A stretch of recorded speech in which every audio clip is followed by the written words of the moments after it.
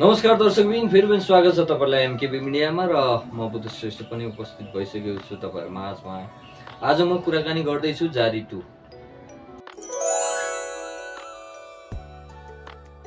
जारी 1 त तपाईहरुले हेरिसक्नु भएको छ। धेरैलाई कहानी पनि थाहा छ जारी 1 को कस्तो कहानी छ, के छ भन्ने कुरा। अब जारी 2 को विषयलाई लिएर कुराकानी गर्नुपर्दा चाहिँ पहिला पोस्टर सार्वजनिक गर्यो जारी 2 को। अब जारी 2 को टिजर पनि आएको छ।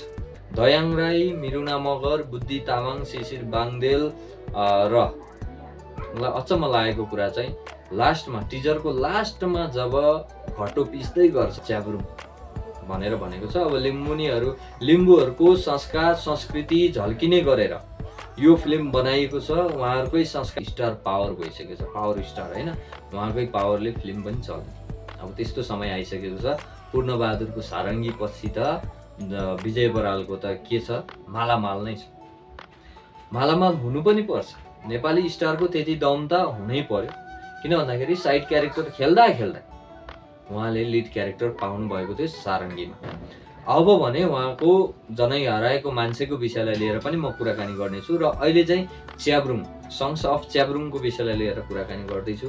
तपाईहरुलाई मैले भनि नै हालेँ च्याब्रुङ के हो, कतिखेर मनाइन्छ च्याब्रुङ, च्याब्रुङलाई कसरी चाहिँ सेलिब्रेट गर्न सकिन्छ भनेर चाहिँ जारी 2 को टिजरमा देखाइएको छ। अब च्याब्रुङ नाच्न नआउने मान्छे त के लिम्बूको ज्वाइँ हुन सक्ला र है भनेर सुरुमै नेचुरल डायलगबाट सुरु हुन्छ हैन, एउटा वाइड एंगलबाट सुरु हुन्छ हैन, मास्टर शटबाट स्टार्ट हुन्छ सिनहरु भने। अब चाहिँ भने उपेन्द्र सुब्बाले जारी 2 मा चाहिँ रिचा शर्मालाई एउटा ट्विस्टको रूपमा कहानीलाई ट्विस्ट दिनको लागि अर्को अभिनेत्रीको रूपमा चाहिँ अनबोर्ड गरिएको छ।